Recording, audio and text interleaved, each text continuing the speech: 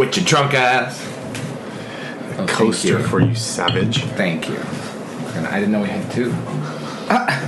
You only have one coaster in this whole fucking house? 19 times? So, you decided to come up with a new concept that you saw on TikTok or some other Chinese shit. I don't have TikTok. Something like that. For us to take a shot of a mystery liquid Yes. as a goof. Yes. And the shots were prepared by Kyle. And he had lots of liquids to choose from. Yes. Probably battery. I'm going to sit there and drink a shot of WD-40, probably. We can only hope. And you decided to... So you saw this online. So what is the point of this? That one of them might be a shot of alcohol, or one of them might be, quinine? Yeah, so the original game that I saw was they set up 5 red Solo cups with shot glasses underneath one of them. And so however many people were playing, everyone took a turn picking up a Solo cup, and whichever one had the shot glass underneath had to take the shot of whatever it was, be it like clam juice, water, vodka, any of that shit. So okay, I know what we have in our cupboards, and we don't have that much. So the worst I could get is olive juice, I think. Okay. Which shouldn't be that bad. You like olive juice. All right, so what am I... How do we do this? I walk up with my eyes closed. You lift the lid. You're going to close your eyes. I'm going to lift the lid. And you're going to tell me... There's 5 of them, right? Yeah. So there's 5 shot glasses. You're going to tell me a number between 1 through 5. I'll pick it up, hand it to you. You can open your eye. I'll put the box down. You can open your eyes. Oh, wait, that's not going to work because then I'll know. He will pick up the box and give you your number that you choose. Okay. Oh, they're numbered? Yeah, well, I'm assuming they're in line, right? Maybe. He put them in a circle, didn't he? I'll put them in a line? No, you choose. Like, orientation-wise, you pick 1 through 5. You can't say a word like that anymore. 1 through 5, and whatever number he says and whatever number I say, God. give us our shot glasses. I'm not going to obey that. You're going to get whatever I give you. Okay, all right. So and you're going to be mean to me because I'm not sleeping with you. Fine. I'll close my eyes. Okay. It's better if you randomly pick one. All right. I'm selecting. My fingers are out. What number? What 3. number? Okay, he says 3. I say 1. Oh, you're both taking one. Okay. Yep. Do I leave my eyes closed? Yes, until he hands it to you. It's handed to do. Do I open my eyes yet? There you go. Now put the box back. Eyes. Put the box back. It's back. Now All right. open your eyes. I can open my eyes? Yes. Well, they're both clear, but yours is bubbling, which means you have some kind of seltzer, and I have alcohol. Oh, God, I know what this is. What did you get? You got pure fucking vodka, didn't you, stupid ass? No. It smells herbal of some kind. Oh, you got the non-alcoholic spirit that I ordered. It's called like Optimum Spirit. He looked more disgusted than somebody Because it's you know what it smells like? Yeah, habanero chili. No, I was gonna say it smells like Jägermeister in a way. It's supposed to be their alternative to alcohol, so it has a very herbal, like it's supposed to be like a gin alternative. What did you do to me? All right, well, cheers. Let's do a shot of this. Yours is bubbling. It's a goddamn limoncello fucking LaCroix that we've been trying to get rid of for 4 months. So this is non-alcoholic? No. I could tell. Next. Okay, so now we'll talk a little bit and do our next round in a minute. It's an odd number, so He does the 5th one? no, so the 5th one well, we both got non-alcoholic that time. So we're both gonna have alcohol this time. Pretty much, like by process of elimination, the rest are shots of something. Shouldn't we do those now? By his choosing, one of us will get the 5th one. I'll let him decide the fate. Okay, so what do you want to talk about? I thought you had topics. I came last week prepared with tons of topics. You're slacking. You came with dust. Well, we have something fun. We saw Henry Winkler today. We did. That was fun. Who was as beloved by the waitstaff as everyone always says that he is, because he's nice and he tips well and he takes pictures with everybody. He is a very sweet man. I saw an older woman go up to him while he was having lunch. And he was very nice to her. Like, she interrupted the lunch, and she was very nice too, but you could tell she was just like, I had a crush on you when I watched Happy Days back when I was like 12.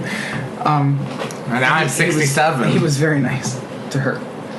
I feel like, okay, this is a very interesting point. I feel like we're ending the era of celebrities like that probably got a 30 or a 40 share on TV when they were on TV. They're universally recognizable. Like Henry Winkler could go into bumfuck Montana and see 28 people that would like run into him that would be like, oh my god, it's Henry Winkler. Or you even say the name and people know who that is. Right. But some of these TikTokers and stuff could go out and they just look like any old skinny dumb bitch. And so... Because they are. Exactly. But so that's really interesting that they think that online followers correlates to some kind of cultural relevance, but you do not get more relevant than Henry Winkler, Gilbert Gottfried, Robin Williams, like that level of like 90s fame. Yeah. There's a certain like 80s, 90s fame that you can never supersede. Sorry.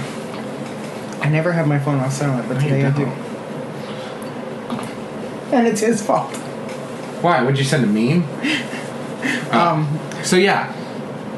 That's why I think that Trump is so important, because I think that any celebrities that come after him that run for president, like if a 2010 celebrity wanted to run for president, they would not do well. But he does, because I have a theory that after 2008, Obama was the last celebrity. There are no celebrities left. We're not making new celebrities. He was the last person to go from obscurity to overnight success. So I think even this like North of Richmond guy, yes, he's on Rogan, yes, people are going blah, blah, blah, blah. I don't think that it's going to be that level of like, oh my gosh, I instantly recognize who you are, and that's, your level of fame. Okay, so thank you for the segue. You brought up Obama. Did you see that he and Michelle are executive producers of a Netflix film coming out? Well, I'm glad that Netflix might finally be getting their fucking money's worth. But did you see what the film is or about? Is it that Black Jesus thing? Oh no, that's another thing that you showed me. But what are they an executive thing? I forgot the name of the movie. Is it Rustin? Rusty? Apparently some not so well known in the mainstream gay black man who was in Martin Luther King Jr.'s posse. Pussy? He was very not outspoken. He was very influential. Yeah, that's probably the best word. Influential behind the scenes to getting MLK Jr. known and recognized. But so this is an openly gay black man back in the 50s and 60s. And it just so happens that our first gay president and this tranny wife are executive producers of the movie. Gay black stories. They're so important. That can't be a coincidence, right? I want a story about Martin Luther King Jr. from the perspective of the hookers that he beat up. I want to know their story. I mean, I wasn't going to go there, but... Too late. But I think that's... you know what? I think that the funniest thing that Obama could do in the next 5 years is come out.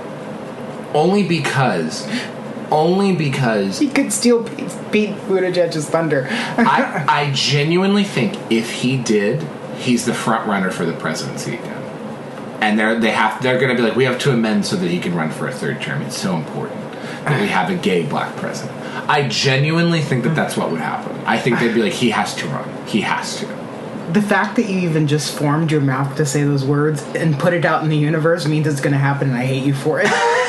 Well, they always said that something ridiculous was going to happen. Like, I'm sure in a couple of years when she's eligible or old enough that MLK's granddaughter will probably run for president. The thing at Joe Biden's inauguration. Have you seen what they're floating now? Floating? There's a floater. The more obscure people on the right are floating some conspiracy theories, and I'm all for a conspiracy theory, but they're claiming that the Biden administration is going to declare war on Russia before the term is over, so they can then win the presidency. Well, no, so they can then extend it by like congressional order, because in times of war you can theoretically extend a presidency. Oh, that would be so nakedly bullshit, though. That's the thing. Probably, but because there's some things that they can. can do that are nakedly bullshit. That's too nakedly bullshit. That they would like use an act of war or something like that to delay an election. Like that, you cannot delay an election. I'm sorry. I love your optimism. I mean, look, I wouldn't put it past anybody to do anything at this point, but that I feel like would be so obviously like, okay, it's not like COVID where it's like there's a reason that you're cheating. That would be known as the reason that they're cheating. Also, I don't think that any kind of war or anything like that now could last for longer than 72 hours. There's too many weapons on every side. It really would. It'd be like, oh, everyone dies, and then we move on. So maybe like on what, January 18th, 2024. Aha! He can't be inaugurated. I think it's interesting that there's a new conspiracy theory that Vivek, your buddy, your friend, Vivek Ramaswamy, is a plant. And the evidence, as specious as it is that both he and Mayor Pete... Sorry. I had a flashback to a movie quote and I wasn't going to use it. What was the movie quote? A plant? I thought they called your people a fruit. Sorry. Both he and If you know the movie, put it in the comments. Oh, I don't know. That's great. You did. Well, I made you watch the movie, so you should know. I wasn't paying It was attention. Clue. Oh, okay, well, are they going to put it in the comments now that you said it? Yes. So, Vivek and Pete, so there was in 2004, there was a candidate forum on MSNBC for the Democratic primary candidates that were running against George W. Oh, right. Bush. Yeah, I did see that. And so they had... Now, people have to understand. In the year 2000, it was basically going to be Al Gore. Like, that was kind of the choice. Like, you might have had someone else come in, like Bill Bradley, or other, like, obscure, like, at the time, obscure, like, Democrat people. But it was like, Al Gore's the vice president. He's going to run for president. That's what you usually do. In 2004, you didn't have an incumbent person on the Democratic side who was running, and you had no favors owed to anybody, and everyone was mad at Al Gore, so he was like, I'm not going to run again. They floated Hillary Clinton at that time, but she'd only been a senator for 2 years, because she ran in 2002. So you had everyone from Wesley Clark, who's this like stupid, insane general. You had John Kerry was kind of an also ran. John Edwards was running from South Carolina. And you had all these like odds of Chris Dodd, like all these like obscure Democratic Party people and stuff like this. Al Sharpton was a serious candidate, which Right. I thought was funny as shit, because this was when Al Sharpton went from being like tracksuit wearing Crown Heights murder lawyer or murder like activist to like, I'm a serious like legal scholar and I'm in a suit and I'm in a suit. We got to fix this country, and it was so fucking funny. So MSNBC had a candidate forum for each one of these people where they went out to college students, Right. and they were like, college students, what do you want in a candidate? And then the college students got to get up and ask questions. So two of the young people at the time, they were like 20 in 2004, who asked questions in this were Pete Buttigieg, Right. who looked like shit, by the way, And a twink. and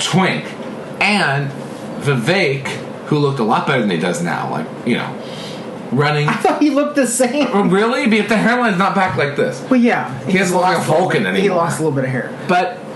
And Vivek were the two, so Pete and Vivek. And that's why I tweeted, probably one of the most horrible things I ever tweeted, a picture of the two of them, and I was like, do you think they ever explored each other's bodies? And I got so many comments like, you should go to jail. Electric chair. You're going electric chair. How dare you? That didn't happen. So, but I think they did, and that's just me. So, Yeah, that's just you. but I think they did. So that I think people were saying is a conspiracy is like, aha, the CIA planted both these humorless pieces of shit to But- run for president at some point in the future. I think the problem is that when it comes to politics, it attracts weird fucking people like this who are caring in college about who the Democratic primary candidate is. And of course they're going to run for president someday. If that were true, though, why would Buttigieg trade down to Jason instead of staying with Vivek? I think a couple reasons. Oh God, I didn't actually think you'd have an answer for that. Is No. Vivek gay? No, he's a white.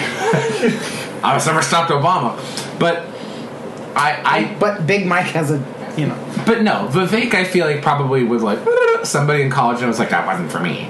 But I think that Pete was like, that's my only calling card. So he had to choose at that point. My favorite conspiracy though is that Pete's straight, and this is all just a ploy to get elected. Because otherwise, he'd be the most boring individual known to man. He has to have something exciting. Okay, I think it's time for Another shot. Second. Vivek is also brown. Oh yeah, Pete might not like that. Yeah. No Browns, no Femmes. No.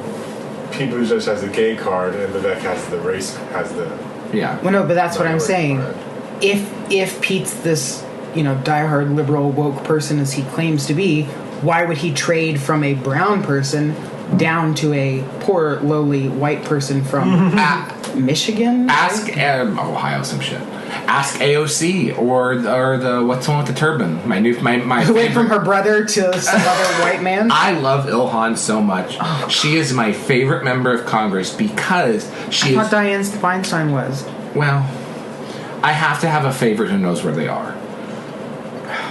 I love Ilhan only because she is the smartest member of anyone on the left side, and she knows how to speak to the right and to the left to get what she wants. Yeah, I'm not saying she's stupid, but I don't like her. But the rest of the squad is pretty fucking dumb, like the bald bitch, and then the Rashida Tlaib. Rashida's just crazy. Like Tlaib. and then who's the one who chained herself to the ground? Cori Bush, who like chained herself to the steps or something like that. The one in St. Louis. Yeah. So anyway, Is she officially part of the squad? they adopted her, and then they also brought in some guy who I They don't have two know. black bitches? It's crowded. Okay. So Second round. Close your eyes. So there's 3 left. Pick a number. No, I'll pick a number first. 3. Pick a number, Wyatt. 2.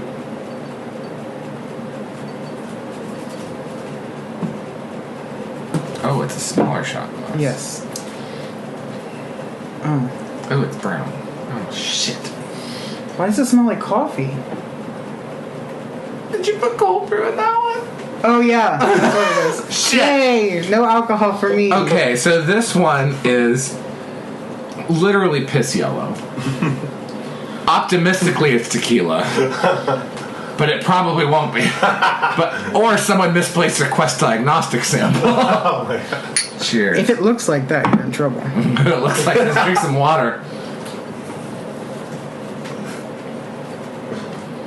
Couldn't put some cream in that. What was this? It's so sweet. Curacao. Curacao. I was like, this isn't tequila. This is sweet. Okay, last one. Last one. We'll close our eyes and you hand it to whomever. Oh. Well, one of us isn't going to know how to grip. Well, this last one's going to be tequila because that's the only liquid that was left. No, Curacao is a good one. you have Gay Sun vodka. Oh god, if you open that. I told you to take that fucking bottle home with you. Oh, he gave it to me. Loser. It's the Gay Sun. You're gonna have a headache. What are you, Smell it. Jason? Just smell it.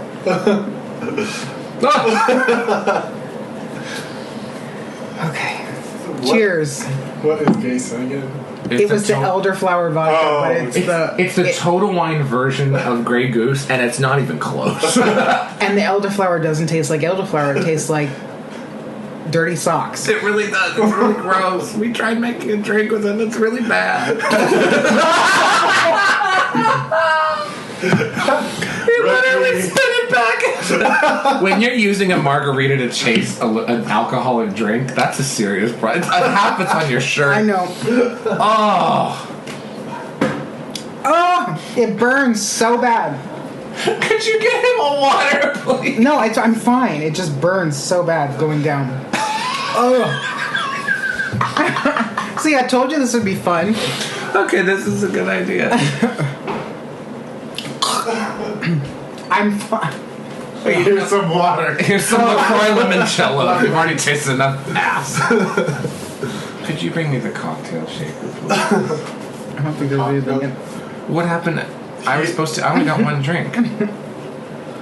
There was two There's a little drinks. bit. There's a little bit. A little bit. There was 2 drinks. Do you in want there. some case? No. Especially after I swallowed and spit. I don't want your backwash, gay son. Can I put this on the floor? No, put it on the table. But I don't. fake. Okay. The floor costs more. We'll get a rug in here next week. Anyway, there's 2 more things I wanted to talk about. Don't point.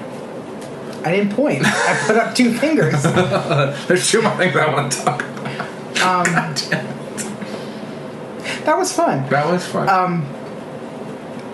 It's fun because you lost. Ugh. It'll dry. That's what she said about you. What? Nothing. So, Karine Jean-Pierre had a press briefing today. Yes. And I don't know if you saw a tweet of mine. So, someone, a media personality, I don't remember who, I saw on Twitter said, Karine Jean-Pierre just said blah, blah, blah, blah, blah. And so I went and was like, did she really say this? And I looked it up because they put on YouTube the press briefings of the day. Right. And so I went and looked at the end, like this person said.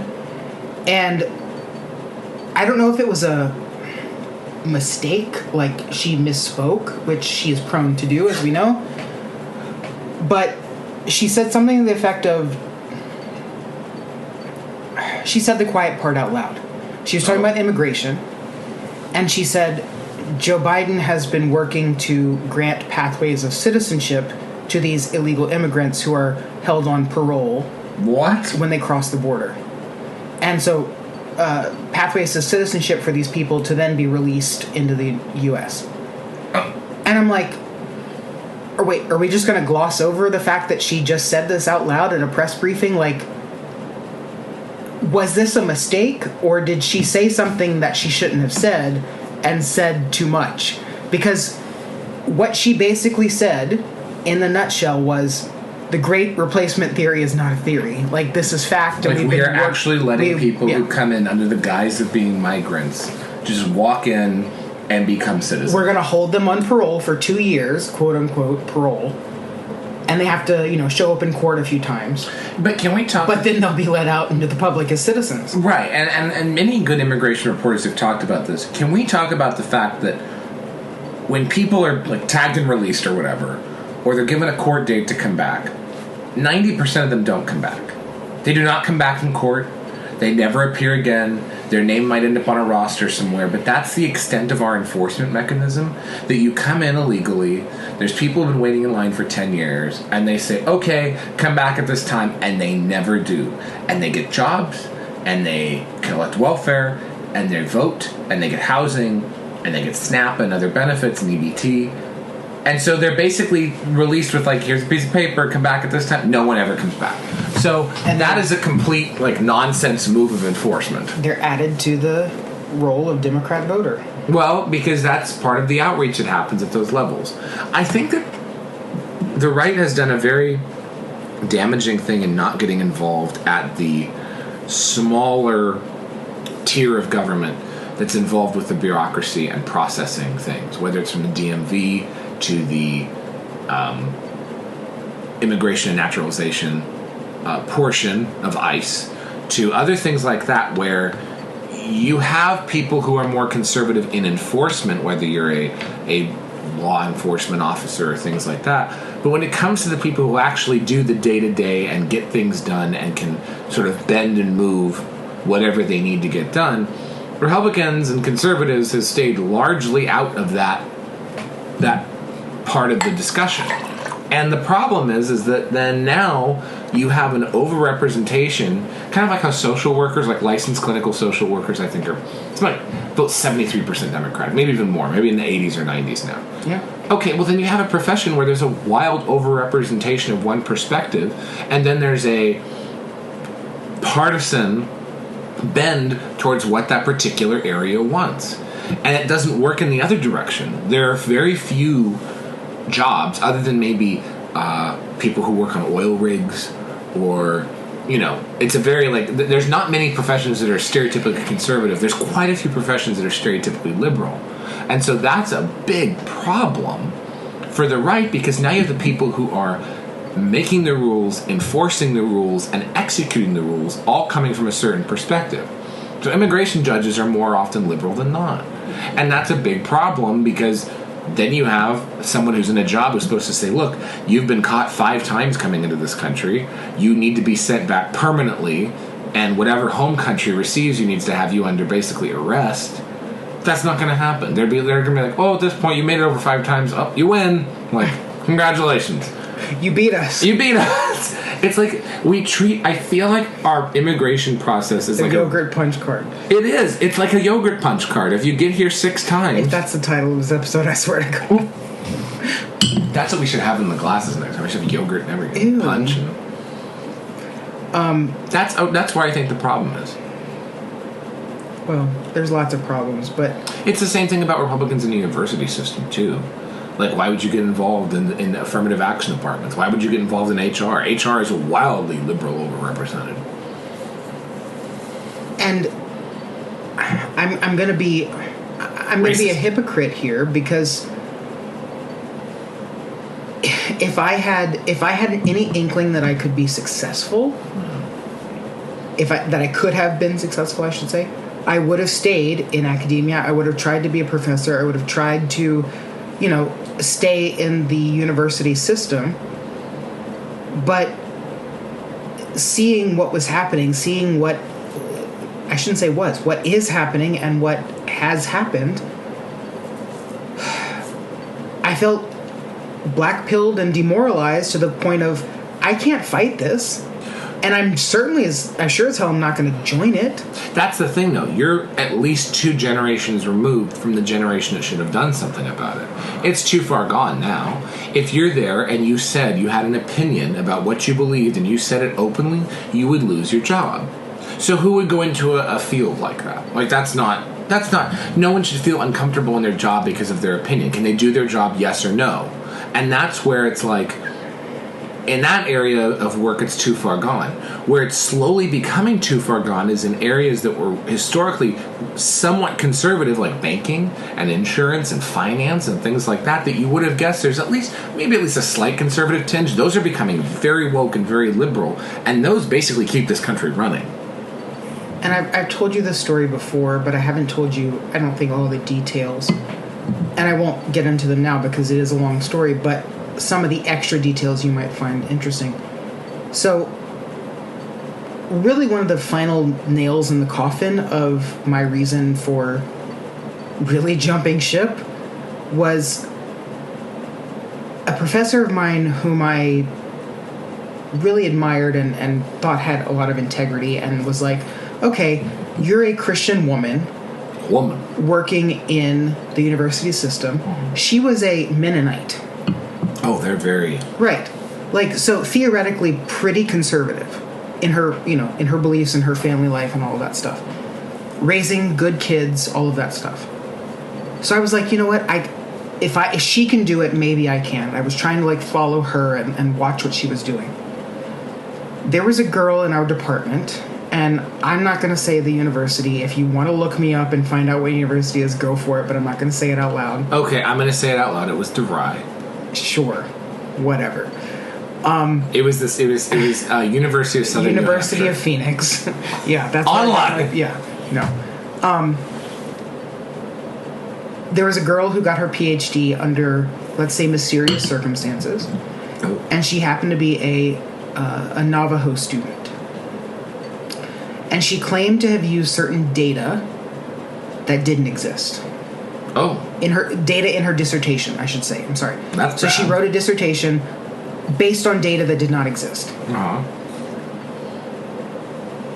One of the people in her committee was this woman that I admired and was trying to, really use as a mentor. Yeah, an unofficial mentor. And so when word of the fact that this woman got a PhD and did her dissertation defense in the cloak of darkness, which is never allowed under any circumstances at any university. Oh wait, really? Yeah. So she gave her dissertation defense unannounced. So it's usually announced to the entire department so everyone can show up, if they want to. Hers was done unannounced in the cloak of darkness with just her committee there. That's not okay. Yeah, that's weird. So that was our big red flag of, wait a minute, she's graduating, but she didn't defend her dissertation. What are you What's going hiding? on? And so someone did the digging, and we found out, oh yeah, she did her defense, but just wasn't advertised. Anyway, when we called them on the carpet and we said, hey, committee members, what happened?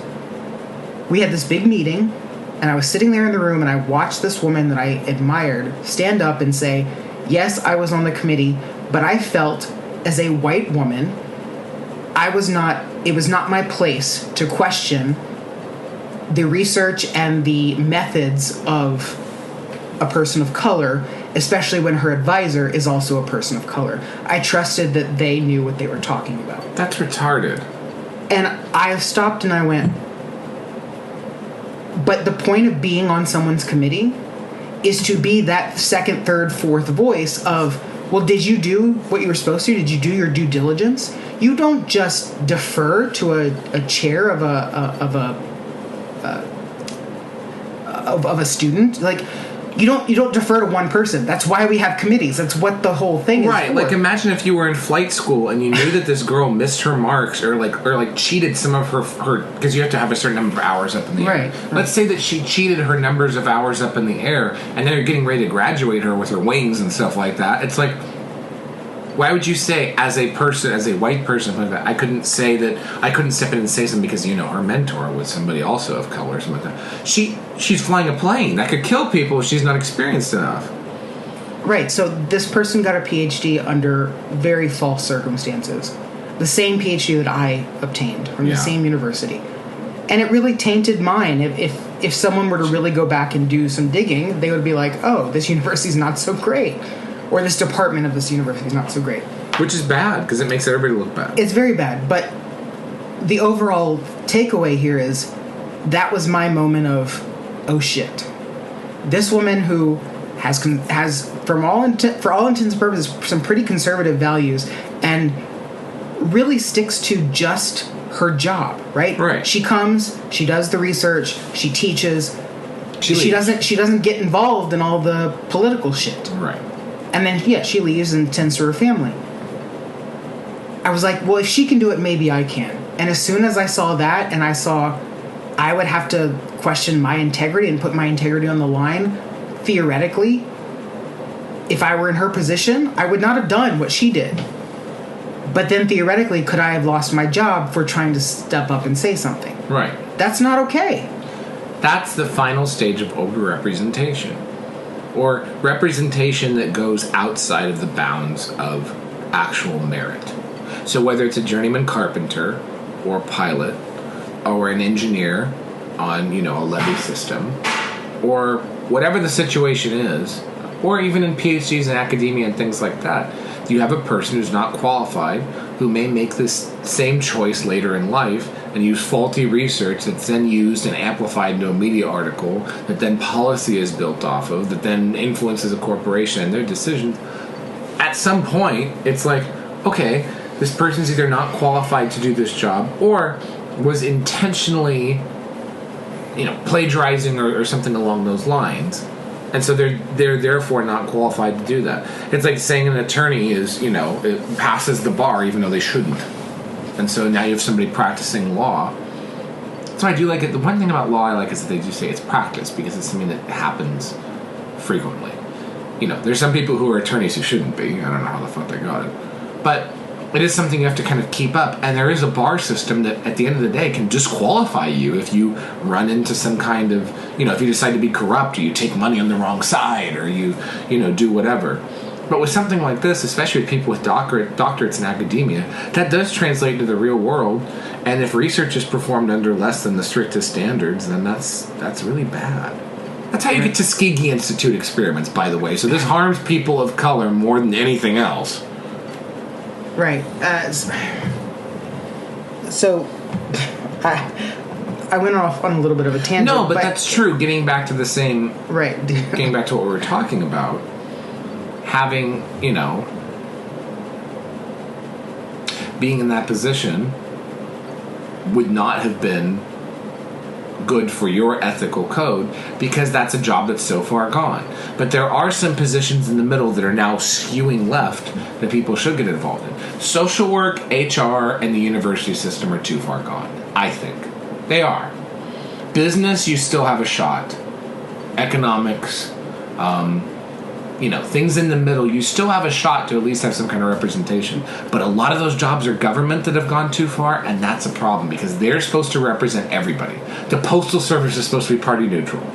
But you know where, just because I know it like the back of my hand because I've been in it for my entire life, you know where the education system went wrong?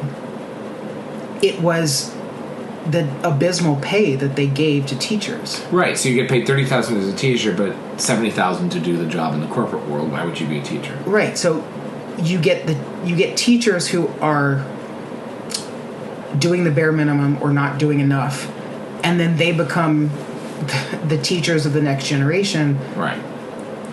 And feed the same indoctrination, the same bullshit that they were fed, and the system continues to where it's now become now the normal parent is waking up and saying, wait, what are they trying to teach my child? Right. It's no longer the 60s and 50s when they were actually just teaching you reading, writing, and arithmetic. Well, and I know people, I know family who live on the border of a conservative and a liberal state.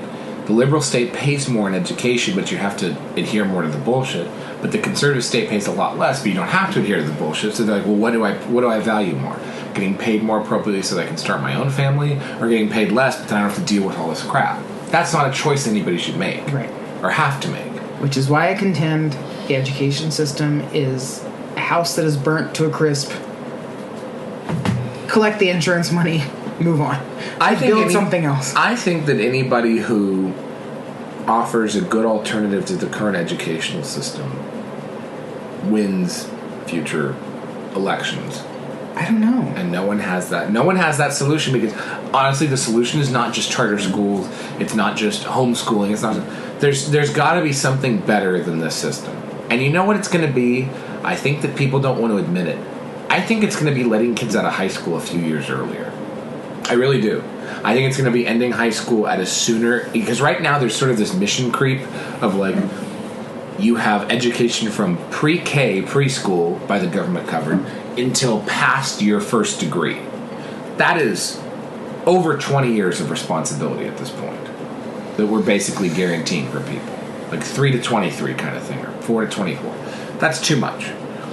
I think that we have it, and you pick the years that are salient in that portion of time, and you guarantee that, and everything else is just going to be up to the system and how it works in society.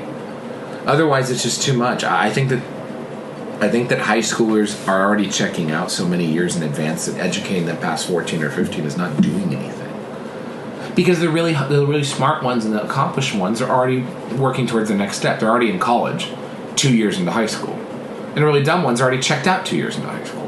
Or the ones who don't want to apply themselves or have other, they like to have other things to do with. I have to also go and work and earn money because we're so poor, everything like that. Okay, that's fine.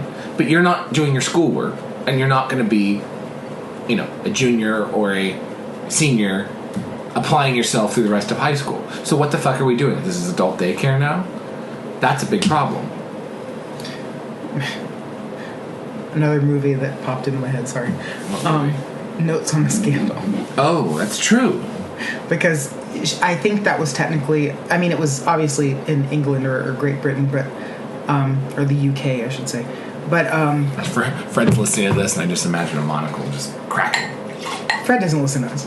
That's true. No, but she said in the beginning of that, I think it was middle school, but technically she said the main character, the narrator of the movie, says at the very beginning, we're glorified babysitters. They are. As teachers, we're glorified babysitters. There's if you've never seen the movie, it's a little weird, but just watch it for the commentary of the education system. Because it's very good. Because the stuff that this woman says is exactly point on. And she was billed to be this just cynical character, but she's absolutely correct. At one point in the movie, she gives her quote-unquote report on the history department, which she leads, to the headmaster of the school, and he picks it up and it's like one sentence on one page, and he reads it out loud to everyone and says, the history department of this school works as anyone would think, just below the national average, but just above the level of catastrophe. Suggestions, no changes necessary. Yes. So she's just like, I checked out. I'm done. Like, I'm just doing my bare minimum to get my paycheck and continue on with a job. But she knows that she's not a teacher anymore. She's a glorified babysitter. That's what they are. That's what it's become. And the only way you get outside of that is if you pay a lot for private school, like the one that's 2 blocks up the street here, that you have to pay a college tuition for your child to go to a private school, and even then your child comes out like a soft-boiled egg. So, unready for the real world. Or you could send them to North Hollywood High and really get their ass kicked in. Where they basically have gangs operating on school territory.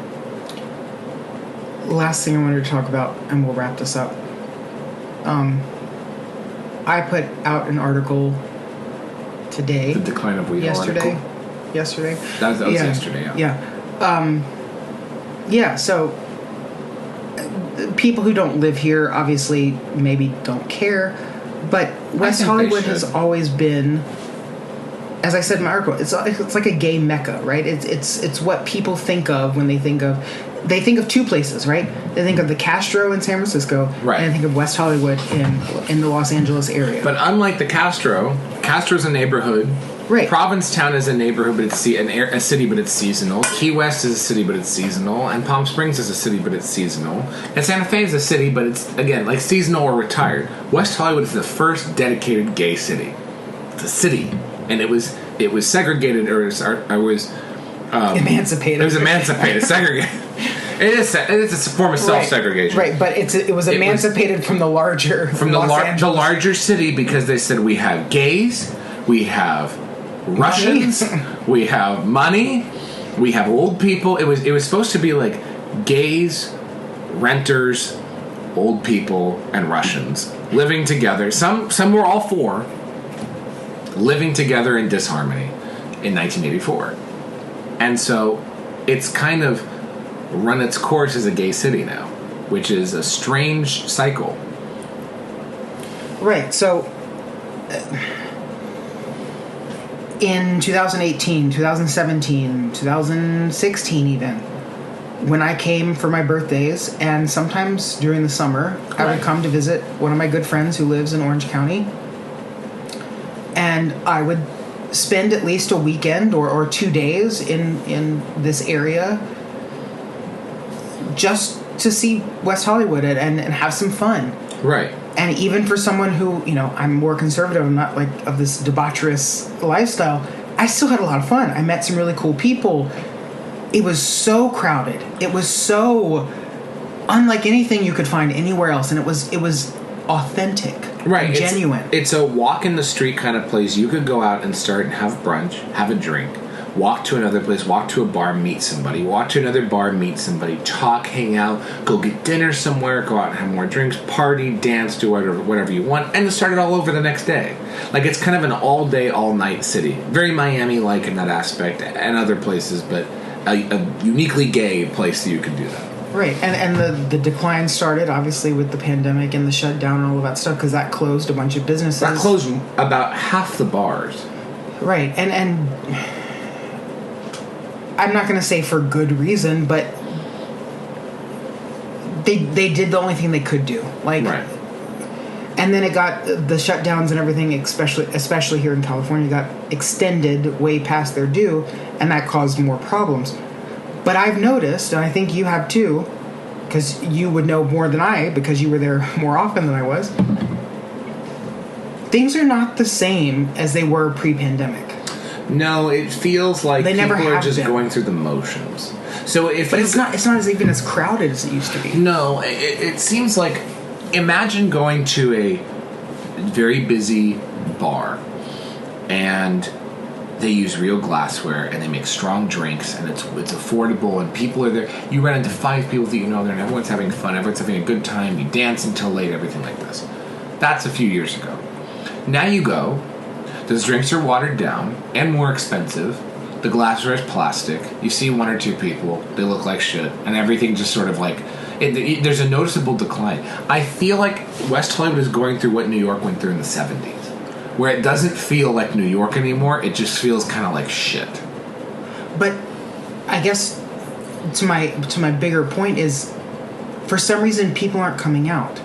Because I remember very vividly, 2016, 2017, I came here, every bar I went to, and I went to every one of them had a line outside, wait to get in, Right. because they were at max capacity for fire code and all that. I understand that makes sense. But everything was full, literally everything. Now you go on like a Saturday, Friday night. I haven't been on a Friday or Saturday in a while, but I have gone. The tourist nights. Yeah. But in the last year or so, you go out on a Friday or Saturday night, there's a few bars that are packed, and then there's going to be 2 or 3 that are kind of dead. It's not empty. And the last time we were there, looking into a couple bars that I know I've waited in line for many times, empty, or one or two people just standing at the bar. That worried me, because looking at that, I'm like, oh, how are they going to pay their rent? Their rent's not cheap. And on top of that, West Hollywood has literally, and I was actually shocked to see this, the highest minimum wage in the entire country. Well, I'll tell you this. Some of the more liberal residents there who I've talked to, who lived there, who moved there because it was a creative haven since the 80s until now, have said, okay, on one block, the block by the Ramada Inn, which is very gay and very pink and green and everything like this, like that's kind of like, I would say that's like almost like City Hall, even though City Hall's not there. That's like the City Hall of West Hollywood is right there, that Ramada Inn. I hope that they change those carpets and those sheets. They probably have diseases that we've eradicated. But on that corner, they have lost the co-working space, the Sprouts, so it was a brand new grocery store they built, lasted 3 years, closed.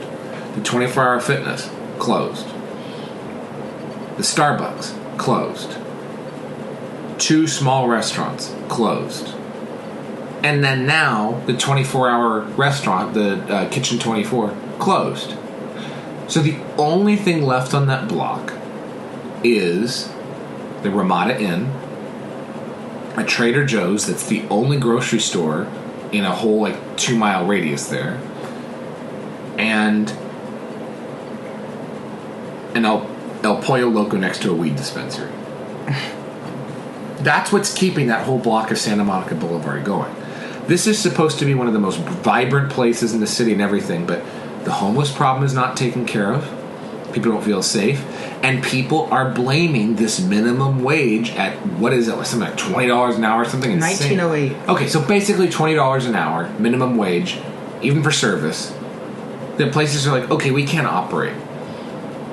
We cannot stay open long enough to make enough money to even pay the rent. Right, so the beloved Pump, right, on that corner. On the corner. She closed for rent reasons, she says. Yeah. But just think about it. If she was paying $1 million a year, is that correct? In rent, yeah. In rent? Because there's $100,000 a month, basically. So $1 million a year in rent, having 30 to 40 staff members at one time. Right. Because you have to have cleaning staff, cooking staff, and wait staff, and host staff. Yes. That's 4 categories of kind staff. of security, because they have the 2 people that have to get paid. The bouncers, the guards. So easily 40 to 50 maybe people working at all when you're open, and you're paying, maybe they work 8-hour shifts, and you're paying all of them $20 an hour, right? And you're paying $100,000 a month in rent, right? You're having to pay your utilities and all of that, and you're food paying and all of that 1.5 times food costs now, because that's how much it costs to serve food. Right. So you can't run a business like that when you have that much overhead. And outside of all that is insurances, right, and things like that too. Oh God. And the fact you have to pay a bouncer for a place that's open at noon. You have to pay security to be at a place that's there at noon, because it's so unsafe that some, homeless person wielding a machete might come in and try to stab people. That's insane. No one can run a business under that environment. You can't. I'm sorry. Right. So it's no wonder that places are closing because they can't afford to do that. So how do people not realize that this is not sustainable for anyone or Right. any business? West Hollywood's going to go under. It's going to go belly up. What's going to happen Soon. is Sunset is going to be funding most of West Hollywood. Because they also canceled all their public events the past couple years because COVID or whatever. But then even later they kept canceling. Technically, Halloween Carnival, where they shut down the streets, is closed. Their Pride, the WeHo Pride event, got decoupled from LA Pride, so now it's a different event, which has a smaller turnout because people don't want to pay the extra money. And I don't think it was half as big as it was that 1 year that I went. Right, and there was also a couple of other events that would normally happen throughout the year. Done. They canceled all public events. So now here's what I think that they're relying on. They have an insanely high, like Times Square, hotel tax, and it's mostly applied to the hotels on Sunset Boulevard. So they're counting on the people spending $1,000 a night on a room to pay for the rest of the city of West Hollywood. That's not sustainable. No. Because all the money that they spend on tourists and everybody coming in, the residents are not able to spend that kind of money there, and they don't care about the residents anymore. For a city that was built on renters, they don't give a fuck about the renters. Because right next door in like Beverly Hills, which is Beverly Hills of all places, you can like, pay less for a hotel room and get better service. right, and stay in a nicer place. Quite honestly, you're gonna pay half as much, and it's like a $5 Uber ride to get to West Hollywood. You're not going to stay in West Hollywood. Like, no one is going to stay at that fucking Ramada. If you stay at that Ramada, you're a mark. Like, that's bad. But that Ramada has $600 a night rooms for that dirty Ramada Inn that's next to the Kitchen 24. That's insane. The home of so many gay people in the city is going south very fast, and I wonder how many actually think about it and realize it. And you know what the hard part is? Are they too drunk to realize it? Well, I feel like even as they're trying to revitalize downtown in Hollywood, West Hollywood's getting the shaft. In a bad way. I feel like new restaurants and new exciting places that would normally be built in West Hollywood are being built right over the border in Hollywood. Because you don't have to pay that minimum wage. It's City of LA minimum wage, which is a lot less. That's why... Is City of LA minimum wage like 15? It's less than 19. And as you have $4 an hour is a huge difference. Exactly. If you have, it's a standard. If you have, an extra 40 staff. Right. No, that's a huge, huge difference in the bottom line. Which is why the two hottest new restaurants, Horses and Mother Wolf, opened up in Hollywood. They should. Would you call me? It's like they're in very nasty areas, but they can operate there. Even though in West Hollywood you have foot traffic. There have not been any new exciting restaurants opening up in West Hollywood in the past 4 years. It's declining in that aspect. You even see on La Cienega, which is on the edge of West Hollywood, on the one side, it's kind of, faltering, but on the other side, new nightclubs, new restaurants, new, everything like this, new shops. I want these gays to wake up and realize that what they've been voting for and what they've been okay with is causing the death Can you of their wake city. these gays? Can you wake these gays? No, you can't. No. And those gays Uh, can go fuck themselves. Okay.